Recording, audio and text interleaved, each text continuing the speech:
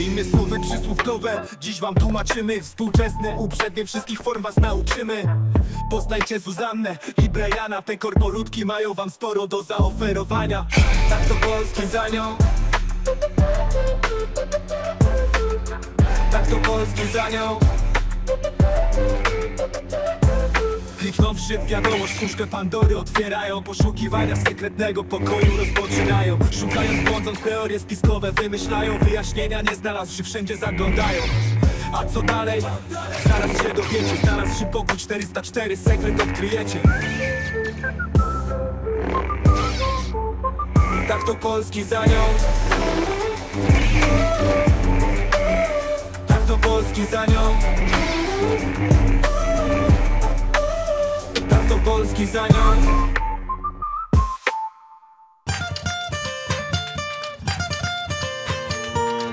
Cześć! Ajdzie, Bonjour! Mam na imię Hania, ja Emma i jestem ze Słowacji. a ja z Francji. Uczymy się polskiego od roku na Uniwersytecie La Sorbonne w Paryżu. Nasze nauczycielki to Izabela Jach I Anna Mikulska. Dziś w odcinku Ania nauczy Was, jak tworzyć imię słowy. przysłówkowe. Zapraszamy! Pa, pa!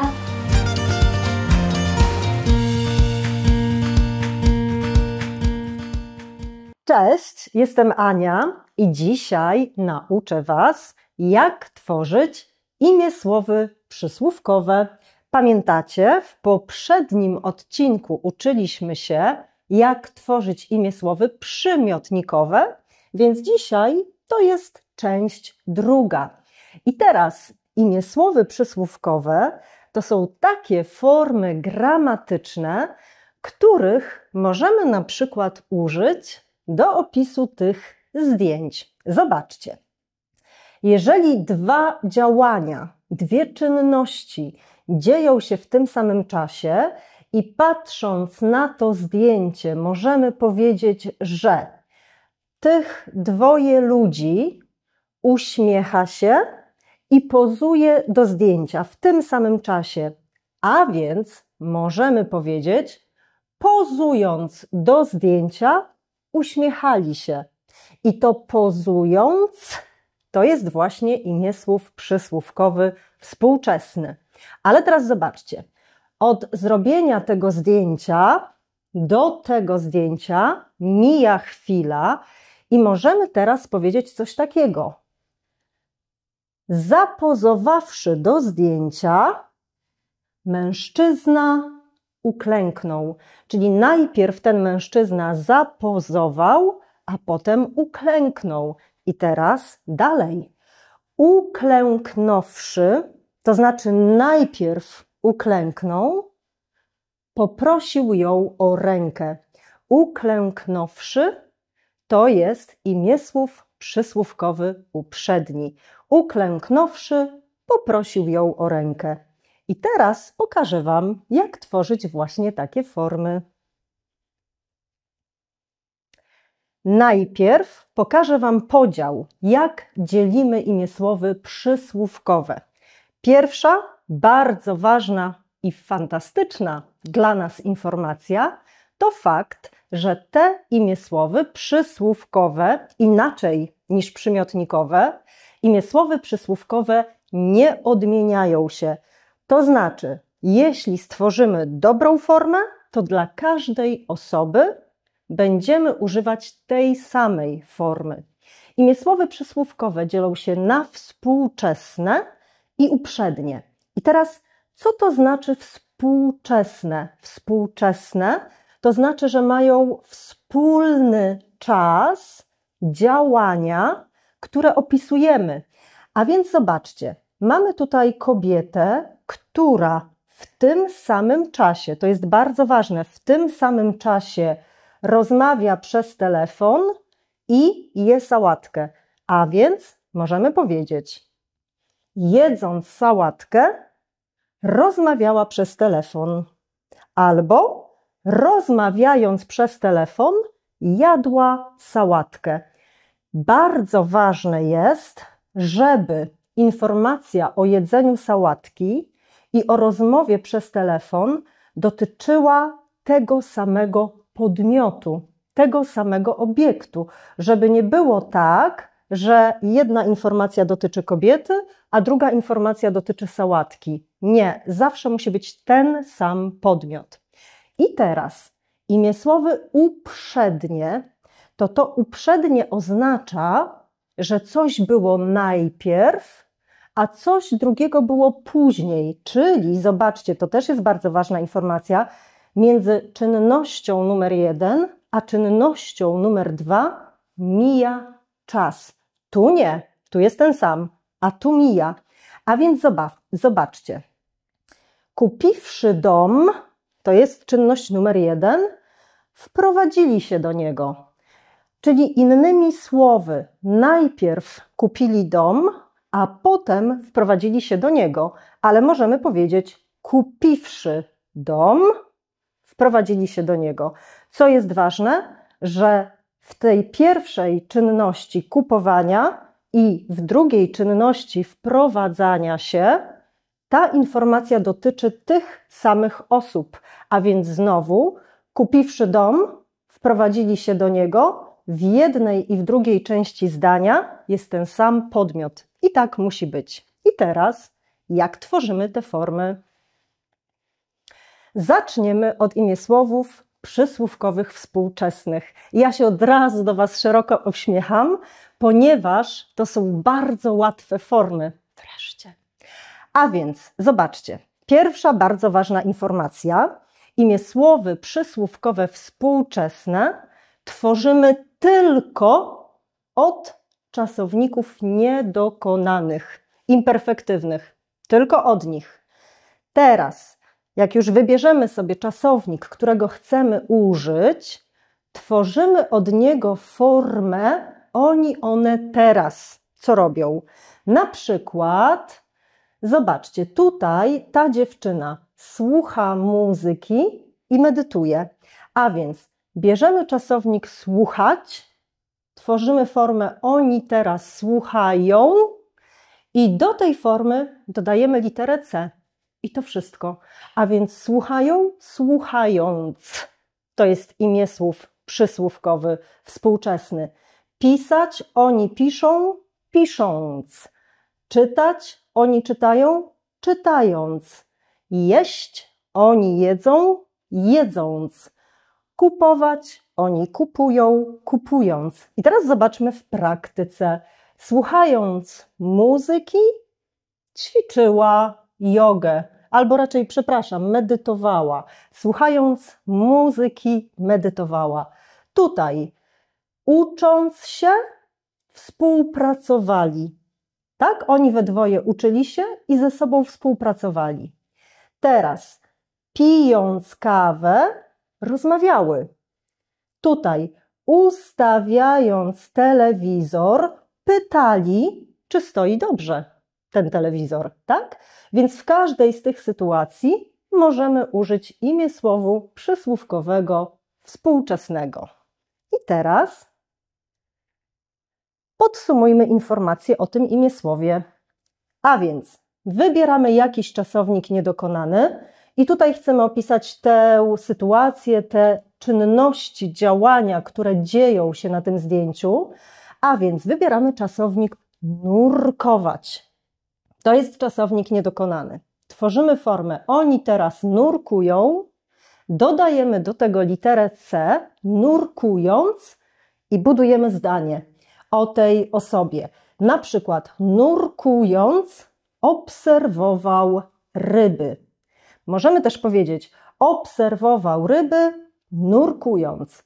Albo jeśli to jest dziewczyna, bo nie wiemy, nurkując dziewczyna, czas teraźniejszy, obserwuje ryby. Albo nurkując, czas przyszły, będę znowu obserwowała ryby. Czyli mogą występować tu różne czasy.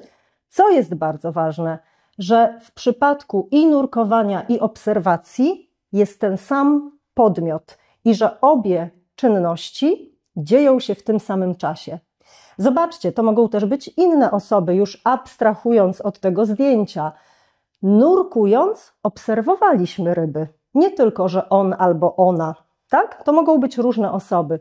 I teraz uwaga, nie możemy powiedzieć tak, nurkując z butlą, tutaj z tyłu, no nie widać dobrze, ale jest butla, bo widzimy tutaj maskę i rurkę do tej butli. Nurkując z butlą, ryby pływały. Dlaczego tak nie możemy powiedzieć?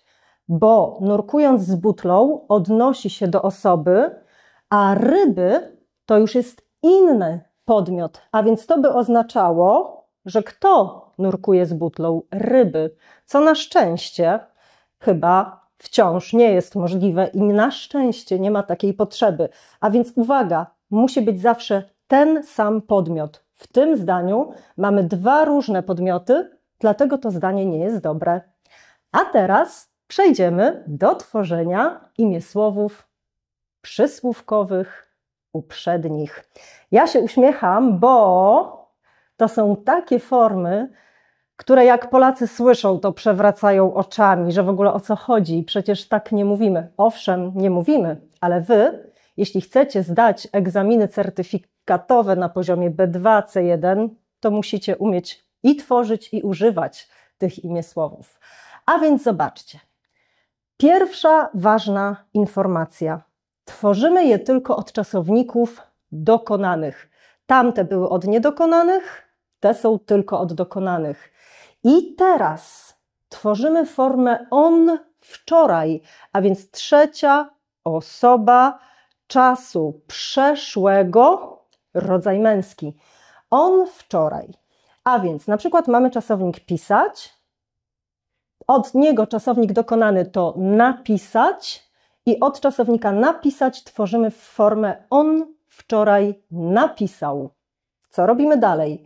Odcinamy literę EU, a więc zostaje nam napisa. I teraz do tego napisa dodajemy wszy. Napisa, wszy. Inny czasownik zjeść, on zjadł, odcinamy ły, zjadł i dodajemy formę szy, zjadłszy. Dalej kupił, odcinamy eł, kupi, kupiwszy. Teraz kaszlnąć, czyli tworzymy tę formę tak. On kaszlnął, odcinamy eł, zostaje kaszlnął i dodajemy wszy. I teraz mamy takie formy napisawszy, kupiwszy, kaszlnąwszy, albo zjadłszy, znalazłszy, poszedłszy. No i pojawia się pytanie. Jakie pytanie? Kiedy będzie wszy, a kiedy będzie uszy? Uwaga! Jeśli po odcięciu litery eł mamy tu samogłoskę, samogłoska a, e, i, o, u, i tak dalej, to dodajemy do tych form wszy. Tu jest samogłoska, tu jest samogłoska i tu jest samogłoska. Dodajemy wszy. Ale jeśli po odcięciu litery eł mamy tu spółgłoskę, konsonant, no to dodajemy uszy, bo bardzo trudno by było powiedzieć zjadłszy. Dlatego musi być eł. Zjadłszy, znalazłszy, poszedłszy. I teraz co te formy wyrażają? Zobaczcie. Za każdym razem między czynnością numer 1 a czynnością numer 2 musi minąć jakiś czas. Czyli innymi słowy, coś dzieje się najpierw i to, co dzieje się najpierw, określimy używając tych form i potem mówimy o tym, co się stało później, potem. Zobaczcie, zrobiwszy zakupy, dziewczyny ugotowały obiad. Bo co to oznacza? Że i dziewczyny robiły zakupy, i dziewczyny gotowały obiad. Zrobiwszy zakupy, zawsze tylko od czasowników dokonanych. Zrobiwszy zakupy, dziewczyny ugotowały obiad. Tutaj mamy sytuację w siłowni i powiedzmy, że ten mężczyzna bardzo długo ćwiczył i już poćwiczył, skończył swój trening, A więc skończywszy, skończyć, czasownik dokonany, skończywszy trening, ten mężczyzna wziął prysznic. A więc najpierw skończył, a potem wziął prysznic. I tu mamy taką sytuację, ta kobieta wraca do domu, czeka jej pies. A więc od czasownika wrócić dokonanego. Wróciwszy do domu, Ania, na przykład ja, nakarmiła pieska. Czyli najpierw wróciła, a potem nakarmiła pieska. Podsumujmy. Pierwsza rzecz, imię słowy przysłówkowe uprzednie tworzymy zawsze od czasowników dokonanych i tylko od czasowników dokonanych. Teraz, kiedy już mamy czasownik, od którego chcemy utworzyć nasz imię słów, tworzymy formę on wczoraj. A więc nauczyć się, on wczoraj nauczył się. Kolejna operacja, odcinamy eł. Jeśli na końcu po odcięciu eł jest samogłoska, tak jak tu y, dodajemy wszy. Gdyby była spółgłoska, dodalibyśmy szy. Jak znalazł, ły odcinam, znalazłszy. Ale tutaj jest samogłoska, a więc dodajemy wszy. I teraz zobaczcie, mówimy o tej dziewczynie. Nauczywszy się trochę polskiego, Julin rozpoczęła studia na Uniwersytecie Warszawskim. I to wcale nie jest ukryta reklama, tylko jawna. Dlaczego nie? A więc zobaczcie, to znaczy, że ona najpierw uczyła się polskiego.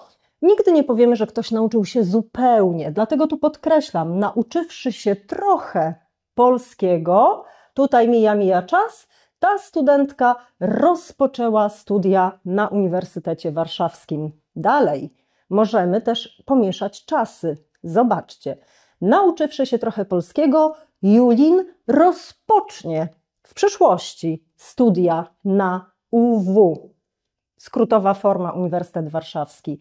Albo nauczywszy się trochę polskiego, studentki z Chin, specjalnie pokazuję Wam, że to nie musi być Julin za każdym razem. Tu mamy inny podmiot. Studentki z Chin rozpoczęły studia na UW.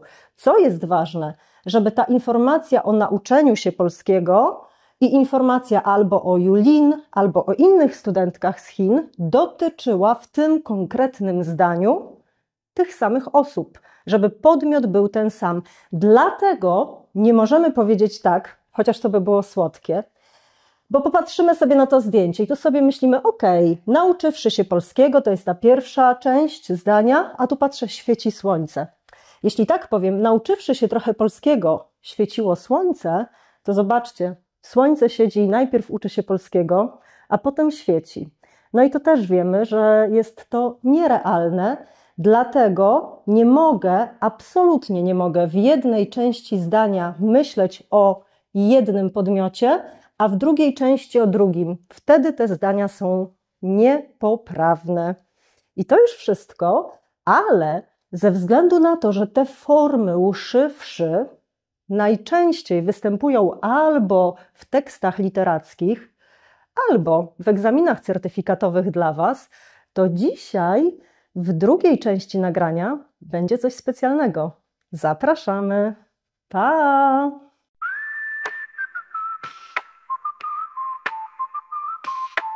Siedząc przy biurku i popijając trzecią kawę tego dnia, Brian i Zuzanna nie podejrzewali, że zaraz ich życie w biurze odmieni się na zawsze. Otworzywszy skrzynkę mailową, Zuzanna zobaczyła wiadomość, której nie powinno tam być. Zerknąwszy na siebie z niepokojem, Zuzanna i Brian poczuli, że coś jest nie tak. Widząc jednak intrygujący temat, nie mogli się powstrzymać. Kliknąwszy myszką, Brian otworzył wiadomość.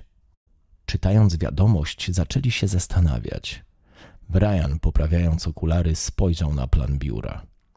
Zuzanna, drapiąc się po głowie, próbowała sobie przypomnieć. Sala 404 nie istniała. Proszę pana, sprawa wygląda tak. Ja pracuję w tej firmie od 5 lat. To ją znam, tak czy nie? No tak. I ja nigdy nie słyszałam o sali 404. O co tu chodzi? No ja znam tę firmę i nic tu nie jest przypadkowe. Jeśli coś oficjalnie nie jest dostępne, no to chyba o to chodzi, żeby nie było. Albo było. Nie wiem w sumie.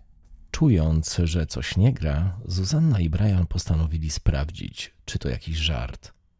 Chodząc po korytarzu, szukali sali. Zerknąwszy na plan budynku, upewnili się, że sali 404 na nim nie było. Numery kończyły się na 403, a potem od razu była sala 405. Przepraszam, gdzie jest sala 404? Wie pan? Tak czy nie? Nie powinniście mnie o to pytać. I tak, pytam pana z recepcji, a on nagle blednie. Mówi szeptem, nie powinniście pytać o salę 404. No to ja się wtedy zaczęłam bać. No tak czy nie? No i co? Mówiłem, że w tej firmie są rzeczy, których ktoś nie chce dotknąć, a my właśnie dotknęliśmy jedno z nich. Odczuwając lekki niepokój i ekscytację, postanowili rozwiązać zagadkę. Widząc jedyne zamknięte drzwi na końcu korytarza, Brian i Zuzanna spojrzeli na siebie. Tabliczka na drzwiach była wskazówką. Brian, zdobywszy się na odwagę, nacisnął klamkę. Brian. Brian! Brian oczywiście od razu uznał, że to jakaś teoria spisku, że jakaś tajna operacja czy coś, ja nie wiem. A ja myślałam, że ktoś nam zrobił głupi żart. Ale serio? Sala 404? No tak czy nie? Gdy coś istnieje, a zarazem nie istnieje, to znaczy, że mamy do czynienia z ukrytym światem. I trzeba to zbadać. Otworzywszy drzwi, zobaczyli coś, czego się nie spodziewali. Sala 404 istniała, ale nie była zwyczajnym pomieszczeniem. W końcu zrozumieli. To była najlepiej ukrywana tajemnica firmy. Pokój, o którym nikt nie mówił, ale wszyscy wiedzieli. Oficjalnie nie istniał. Nieoficjalnie był świętym miejscem dla tych, którzy opanowali sztukę unikania pracy. Zrozumiawszy, na co trafili, wymienili spojrzenia. Mieli dwa wyjścia. Zgłosić to przełożonemu albo usiąść i zostać na dłużej. Nie zastanawiając się długo, wybrali oczywistą opcję i zostali. Wchodzimy.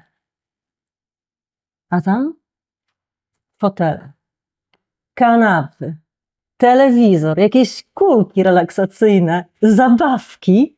No i jakiś koleś sobie smacznie śpi i mówi jeszcze, ej, ciszej, tu się śpi.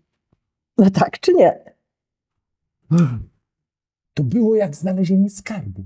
Przecież można ukryć się przed robotą w jakimś tajnym pokoju. No, geniusz to wymyślił. Taki człowiek zasługuje na pomnik.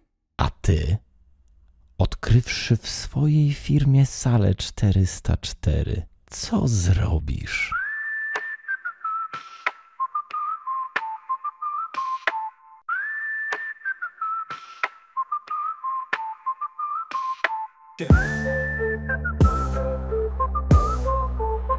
Tak to Polski za nią.